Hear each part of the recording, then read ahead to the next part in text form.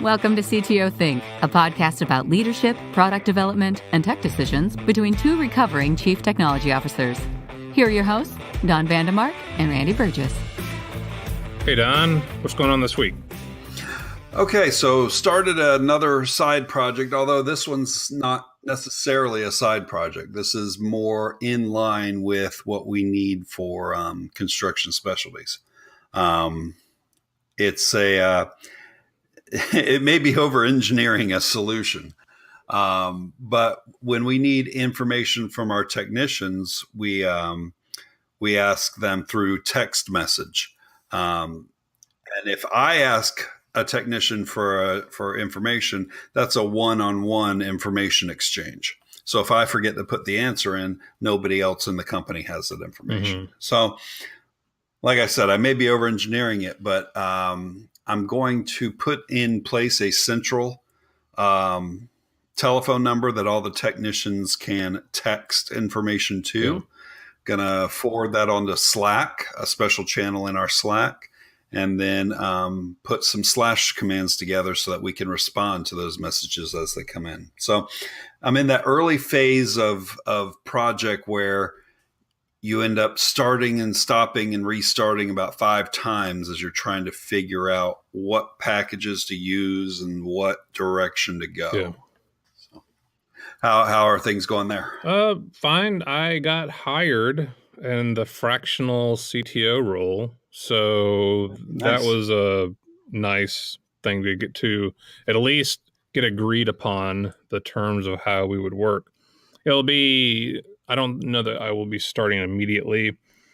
And the goal ultimately is to minimize the amount of time that the startup needs to use my talents just to balance out their cost and what they want to execute, with the idea that if they need more hands-on tech, I will be available. So again, I've kind of done this consulting before, but not in a kind of official capacity as like a title of what I was doing.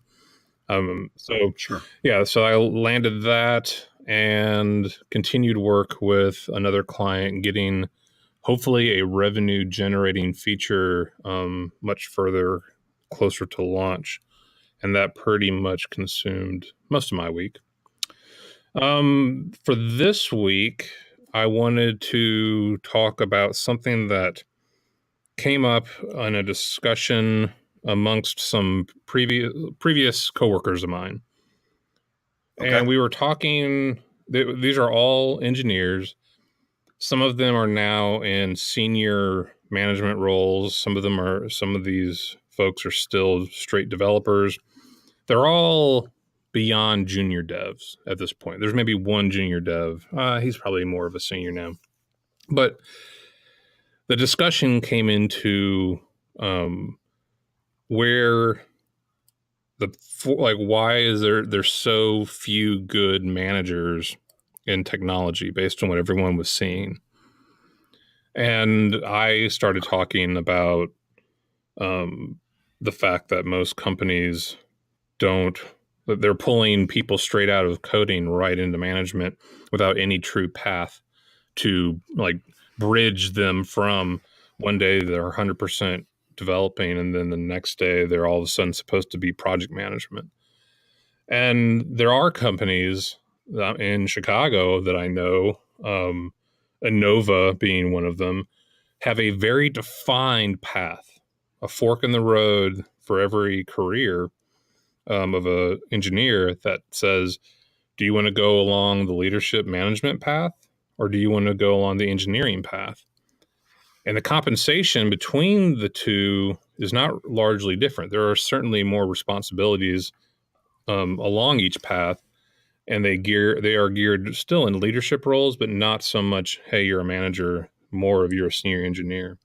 So what I wanted to talk about was if I'm a junior dev and I come to you and say, I am learning how to be a better developer, but I also can see at this, wherever I'm working, there's a pathway to be, or for my career, I want to be a full-time developer, engineer, and not seek management leadership roles. or I want to do a little both, or I'm geared for management. That's what I want to do. There's probably more money in it in a lot of companies. What do you tell them about the leadership management side, that fork?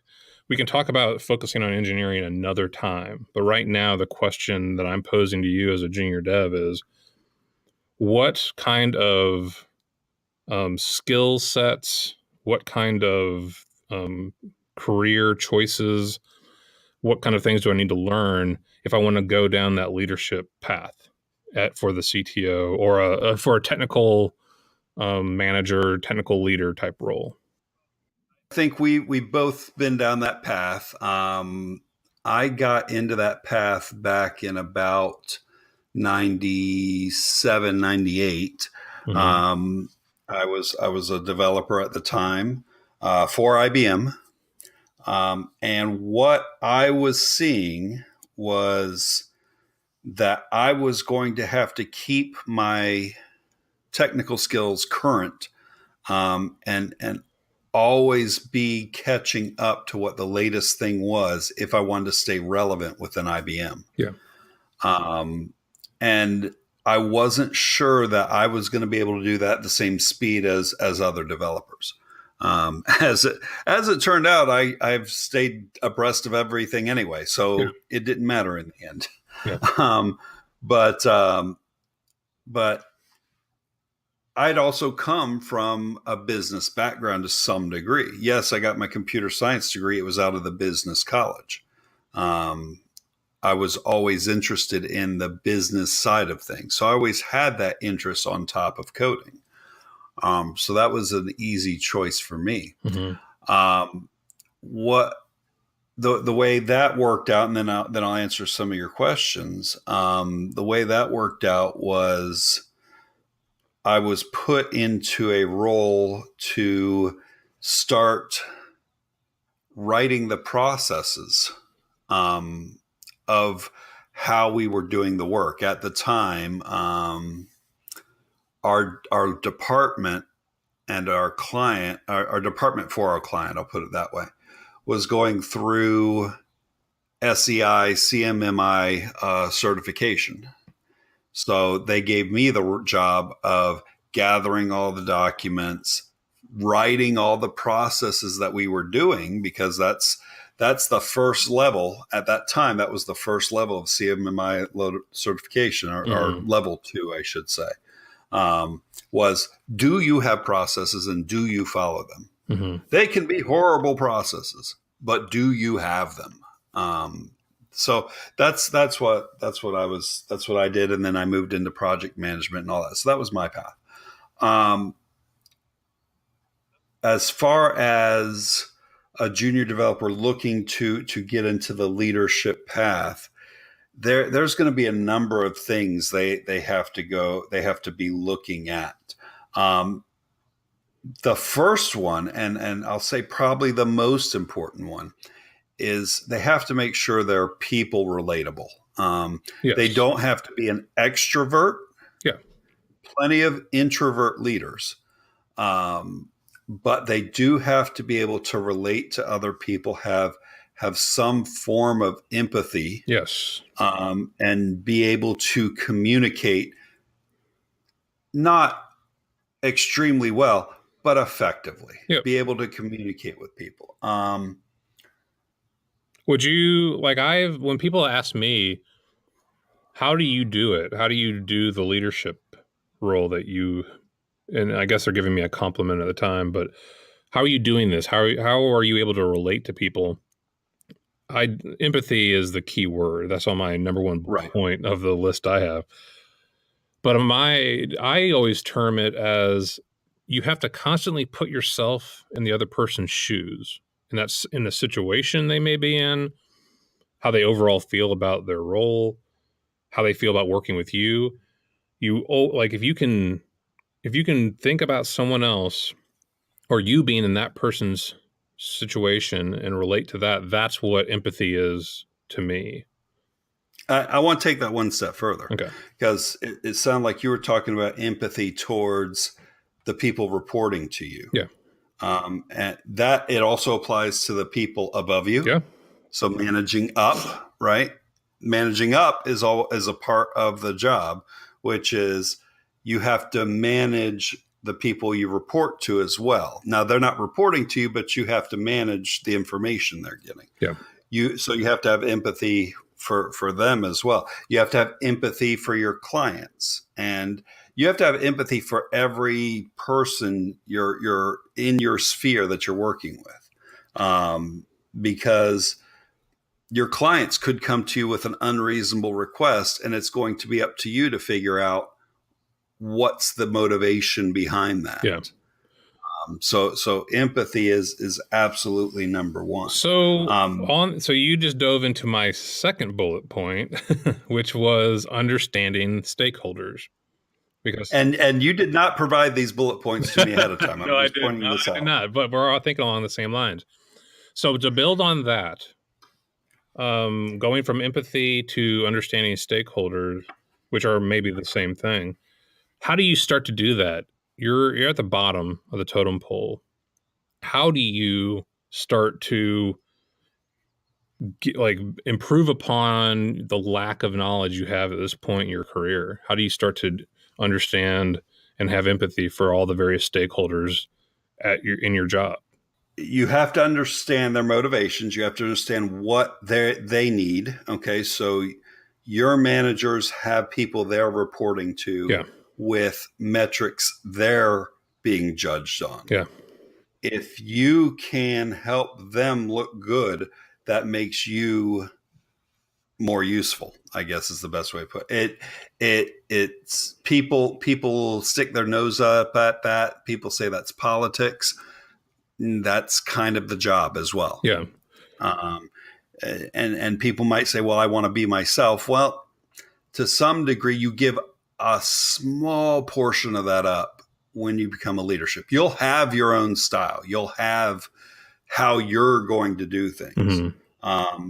But you do have to be able to shape shift just a little, depending on the situation. That's not to say you put out falsehoods, you put out a false front. Yep. That's saying, depending on the situation, you're going to have to frame whatever the information you're giving in that situation. Yep.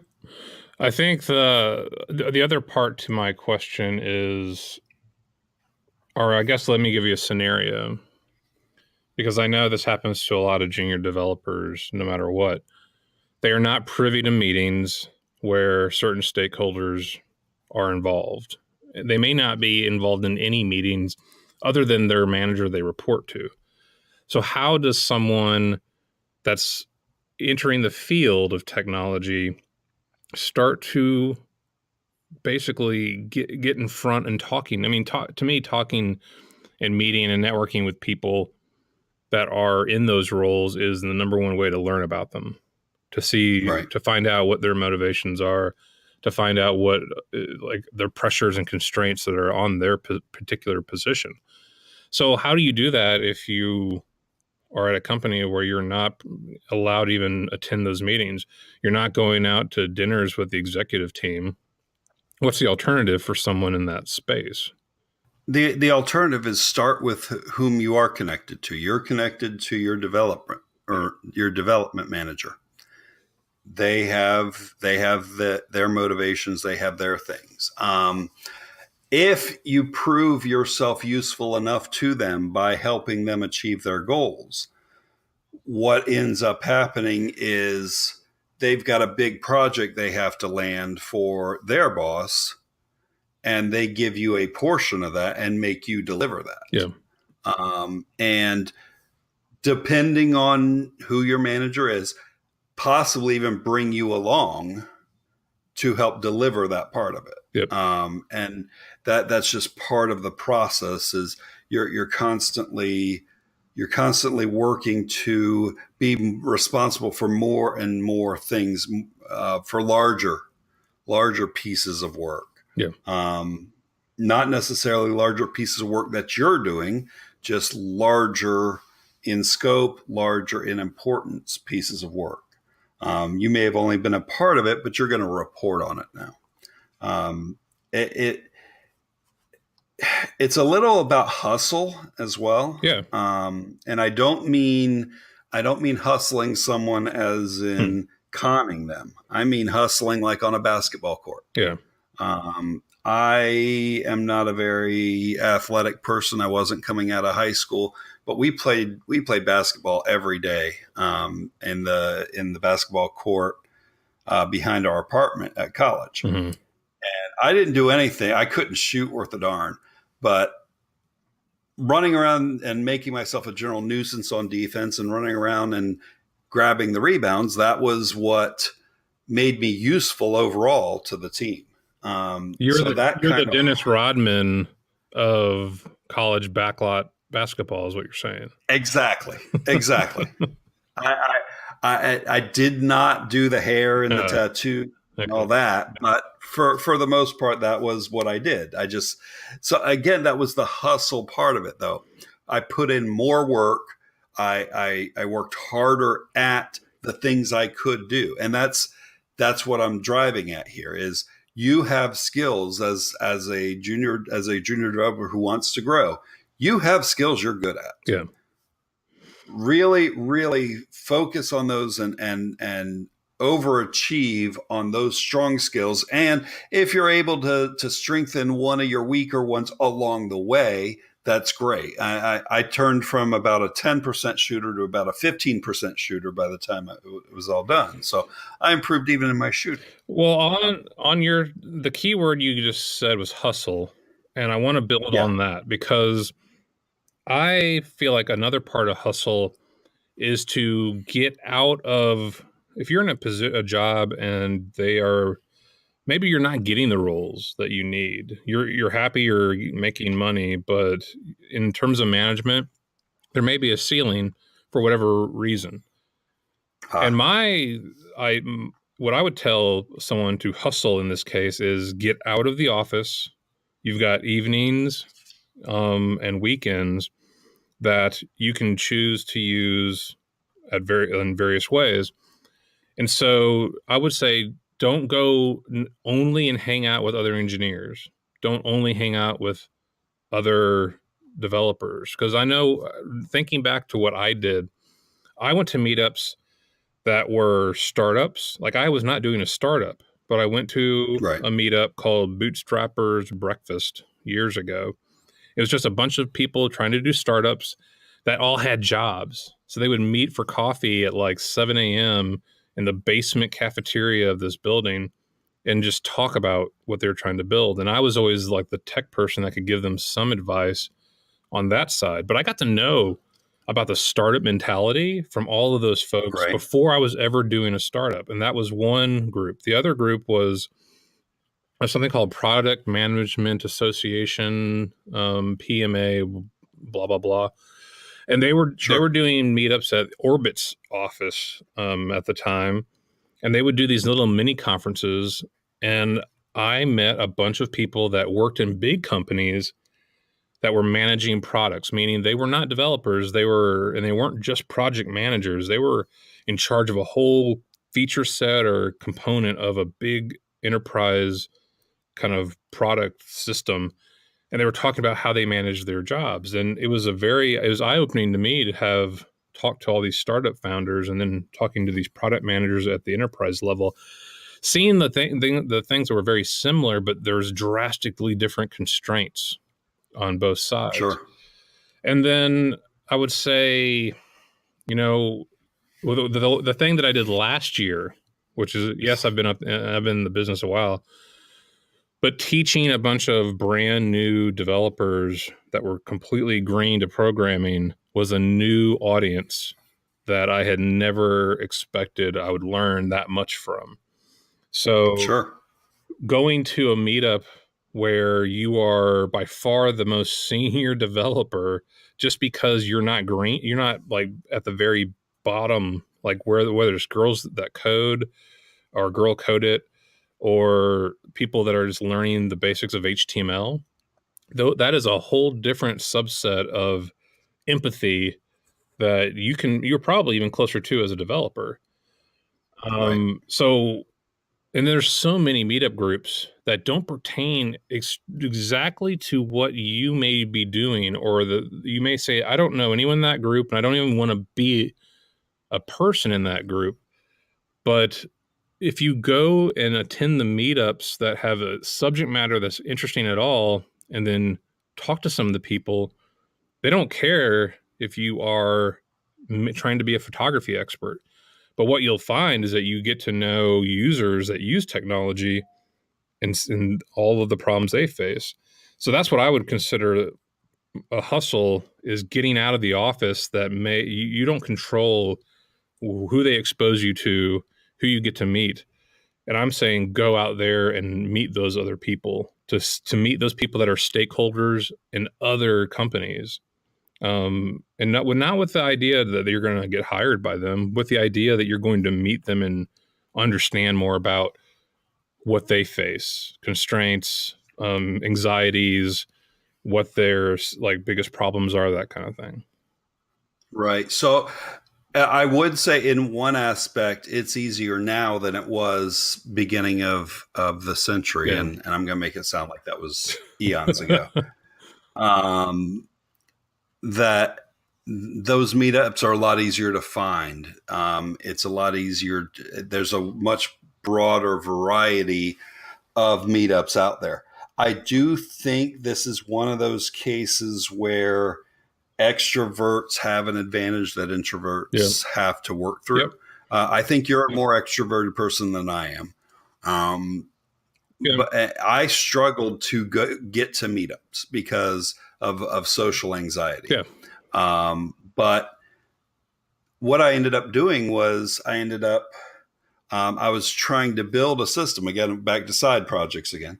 I was trying to build a system for something, and I was on an old PHP content management system called Zoops, and it was going out the windows. So I had to find something else, and I found this one called Drupal. Yeah. So I started looking for local people, and I found a local meetup that was right around the corner, literally right around the corner, in Orlando. Mm-hmm. And I was able to go meet with those people. And what you find out, and this is a little bit of having experience as an introvert, this is one of those lessons. What you'll find out is that most people at those types of meetings are introverts as well. Yeah. So you're not going to stick out like a sore thumb. You can be as quiet as you want until you get comfortable. Yes. For the most part. The ones that are difficult are the ones that are run by extroverts, because then they like to involve everyone. Yeah. So that's a risk you take. But anyway, that got me into that circle of people, and this is still a technical circle. Yeah. But it got me into a different circle, which eventually led, 5 or 6 years of doing that led to me getting out of IBM. Yeah. And into a Drupal job. So it led to that in a long process. So I think you're absolutely right. Go out and find a meetup or two, figure out your comfort level as far as getting out there, and meet some people. And that's you're right. That's a great way to meet people outside of your current circle of influence, which can help as far as learning skills, exercising those skills yourself. So something that I want to pull out what you just talked about at the beginning, which was about being an extrovert and an introvert. And we can do a whole episode on this subject, so I'm not going to talk too much about it, but I do think understanding yourself is a real big key. This is success for everything, but in the role of management where other people are going to be interfacing with you a lot, understanding yourself, your anxieties, how your energy with other people works, how you react to things, how other people react to how you react to things. I've always had a misperception sometimes that if I'm calm, people realize I'm calm. But usually people think, oh, you're not happy Like I have that look, where it's like I'm Sure. concentrating, and my dad had it too. So my brother and I thought my dad was angry at us all the time, and he's like, "Nope, I'm just not talking to you right now." And so I had to like, oh yeah, I need to lighten up when I'm around people. I need to not cross my arms because I have a very like I have this. If I cross my arms, people are like, "Oh, something's up." And so understanding yourself at that extrovert introvert level will help you actually overcome if you're really introverted or too extroverted. You'll know to tone it down. You'll know when to like, oh, this anxiety I'm feeling right now about going to this meetup is just a byproduct of my introverted personality. So we can talk about this later because I think there's a lot more to talk about these two items. But if you understand how you fit into that spectrum, I think it gives you a lot more power about how you interact with others, because truly management and leadership is about yourself and others in some capacity. And that's in how you are is where it all starts, especially when you're in the leadership role you're aiming for. And I'll give you an example of a place where I was doing a very conscious behavior, and I do it today, and it's perceived negative, and I'm still trying to work out how to handle it. Piece of feedback I was always getting was people don't think you react enough when there's an emergency. People don't think you The care. Mark Richt syndrome. And that was not it at all. It was I know there's a problem, Yes. but I've got to put on a brave face and act like we've got it under control. Yeah. And that was being perceived as you don't Yeah. care. And to this day, I got that. I've continued to get that comment, and I'm probably now past the point of A, caring, to be ironic, and B, Yeah. capable of change. That's just the way I'm going to react to crisis. Is I'm going to shut it down a little. Gonna display no emotion, and we're gonna walk through it methodically. And instead of people perceiving that as calming, they perceive that as me not caring. So I don't know. That goes back to understanding yourself. And there was no way I was going to pick that out as a way of understanding myself. But that is one of those things that you will find is that people do perceive you differently than what you think you're projecting. Yep. So I just want to do a sidebar for the listener. My comment was the Mark Richt syndrome, and that's because I'm a Georgia Bulldog fan, and we had a coach named Mark Richt who was there for almost 15 years. Really good coach. He's not at Miami now, but he had people knocked him so much because when the team was doing poorly, he didn't lose his cool. Like you see a lot of coaches screaming their heads off. And he knew, he's like, in his mind, he's like, I got things under control. And he did some comeback wins. And he's like, oh, I don't know why you would want me to yelling in the middle of all this. But the cameras would always look at him to see, like, let's look at the lack of reaction that Mark Richt has as his team just fumbled another or got intercepted. And the fan base just drove him nuts. They wanted to see a coach that hated losing so bad that he was like popping blood vessels off his face. So it was just, I feel like that's a perception problem that you have to deal with one way or the other, because it's how people react to you.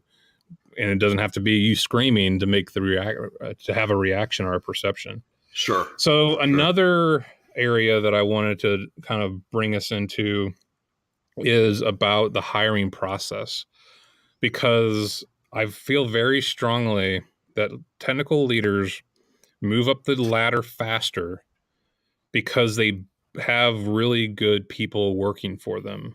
And it's not just a product of you managing those people well. It is a product of you bringing on good people to your team. And I feel like so many companies, small and big, outsource the hiring process of their team to HR or to recruiters.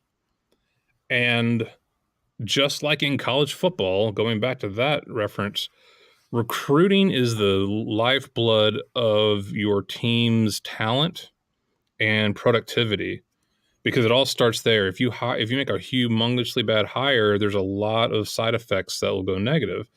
If you hire terrific people, then half your job is done, if not more, because you have good people working for you. Then it's your responsibility to manage them.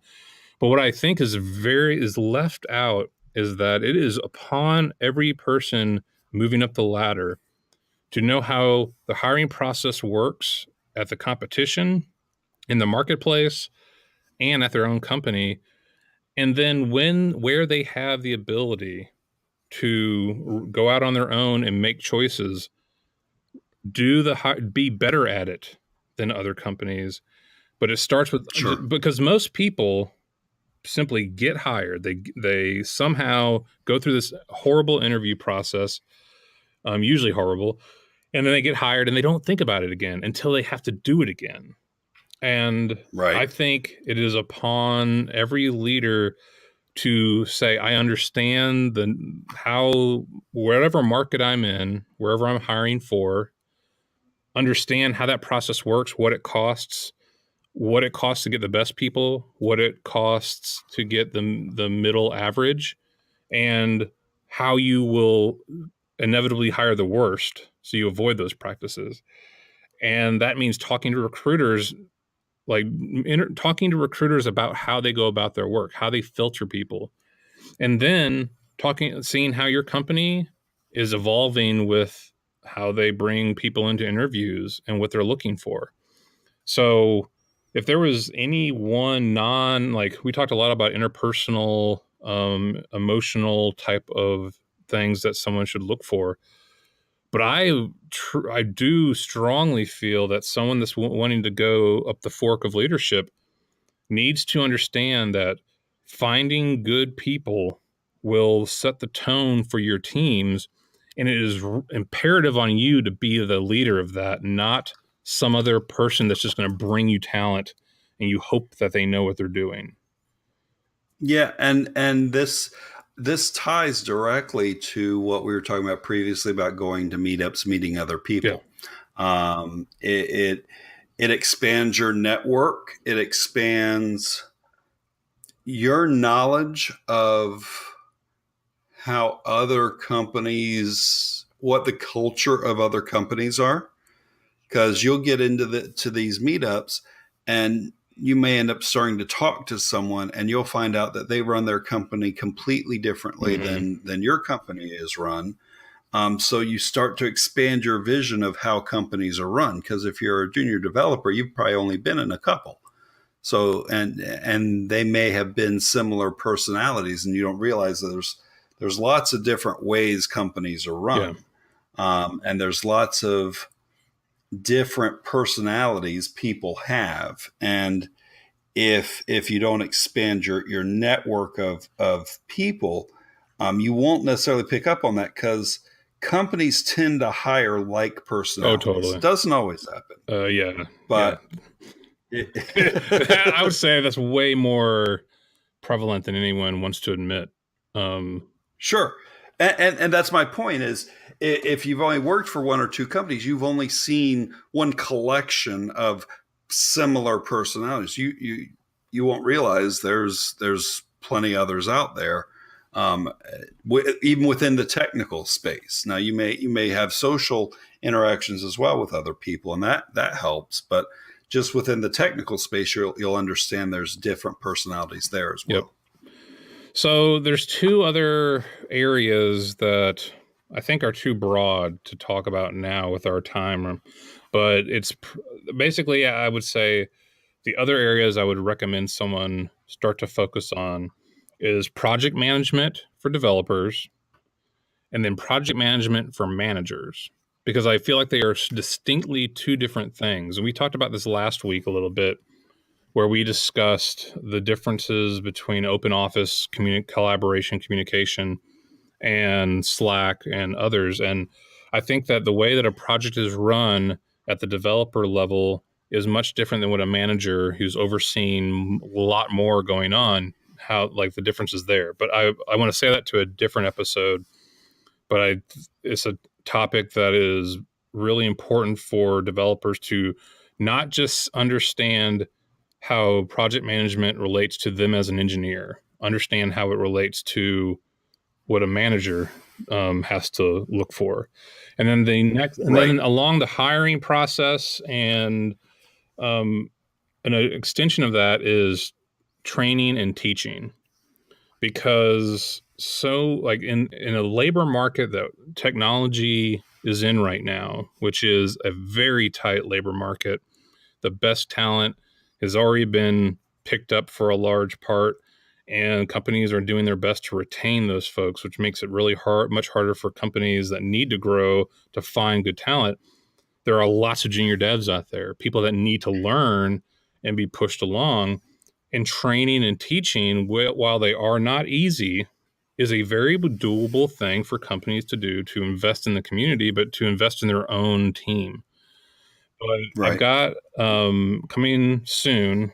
I actually will have one of our first guests, who is he taught at Northwestern with me, and he is actually going to go into a role of teaching instructors about how to teach. And I want to bring this topic up because so often I hear companies talk about how they can't find any talent. But when I ask, well, how many, like, do you hire junior devs? Oh, we're not equipped for that. We can't do that. And I'm like, that's a huge gap you're just completely tossing away. And so the message I'm going to give to a prospective junior dev looking at that fork in the road of leadership and management is, it is imperative upon you to also learn how to be a teacher. Doesn't mean teach someone JavaScript. It means teach people how to be better at their jobs, whatever it may be. And if you don't think about it that way, then you're leaving a huge gap in how you make your teams improve. But again, that's a topic that I want to say for another time. Yeah, and it's one that's close to what we're currently in as well. So it'll be interesting when we have that conversation to see how we've progressed, because we did bring on a person who's learning to be a developer. And one of the motivations for doing so was to allow my most senior developer to start to gain that ability to teach. Yep. So not only did I do it to grow a new resource, I did it to make my top resource better. Yep. Sounds great. Anything else along the subjects that you would want to bring up now about junior dev looking at the fork in the road? No, I think we covered the majority of it. It goes back to a lot of what we've talked about in the past. It goes to taking time on the side to learn, because in your 9-to-5 job as a developer, you're going to be asked to do development a lot of that time. So you're not going to have a lot of time to learn other skills besides the ways that we've talked about. So take some of your free time to pick up a management book, to find a management podcast like ours to listen to. Find ways to improve that part of it, but that's also going to have to be probably a lot on your time. Yeah. All right, let's go into recommendations. What do you have for the listener today? Sure. So I was perusing Medium, just looking for articles to read, and I stumbled across one by Paul Robinson called "The Problems of the CTO Role." Yeah. And this is a good article. It says it's a 10-minute read, so it's not one of the shorter ones. And it talks in general about what is the CTO's job, how have people gotten into being a CTO, and what are the different types of being a CTO, and in what ways is that broken in his view? I did find it interesting. He mentioned that he went to a dinner with a bunch of CTOs, and he found out he was one of only 2 who had even touched code. Yeah. So that touches back on what we had talked about before: is do technology managers need to be able to code? I think we both came down on the side of, it would be nice if you've had that exposure at some point, but you don't have to be doing it in the current role. But this was a perfect example where he found a bunch who had never been. So that I find interesting. So in general, just an interesting article.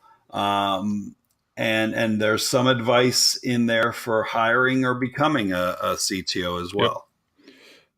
What about you? Well, I actually want to go and just say, to the point of CTO not needing tech or not needing to be hands-on code, nothing in our whole list of things we talked about just now was about learn new code, learn more hands-on JavaScript, or learn servers, or learn DevOps. Like, True. None of that was what we emphasized of, hey, you want to be in the leadership role? What do you need to be looking for? But I'm going to talk about my pick is just a tool I use called Simple Note. And there's a million note-taking apps out there. They're usually what people kind of build as their first example apps on an iPhone or an Android. But the tool I use is called Simple Note. And I think it's run by WordPress, Matt Mullenweg, that who built the whole WordPress engine, also built a note-taking system platform. And I love it because it's kind of like my scratch pad. It pops up whenever I'm taking notes on the telephone call. I use it for snippets of code. I use it right now to read some of the notes that I wanted to have prepared for the episode. It's a way for me to also copy and paste things that need to not have any kind of formatting that the internet may have when I copy it off of a blog post or something.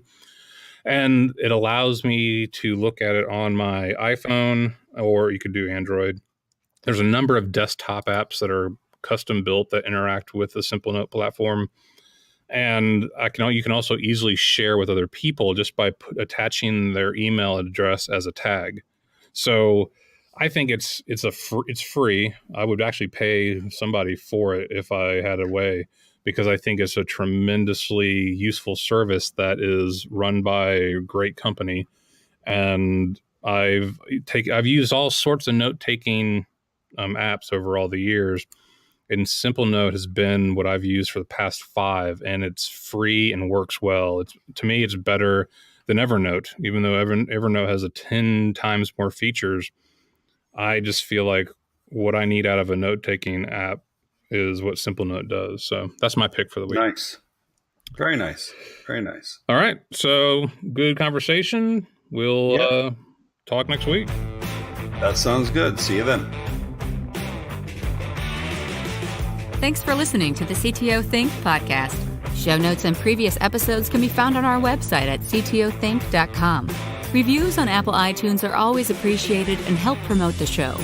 Patreon contributions help us to produce episode transcripts, which allow people that are deaf or hard of hearing to access the show. If you have feedback, ideas, or want to be a guest, please email us at hello@ctothink.com. Show music is Dumpster Dive by Mark Wallach, licensed by premiumbeat.com. Voiceover work by meganvoices.com. You'll hear from us next week.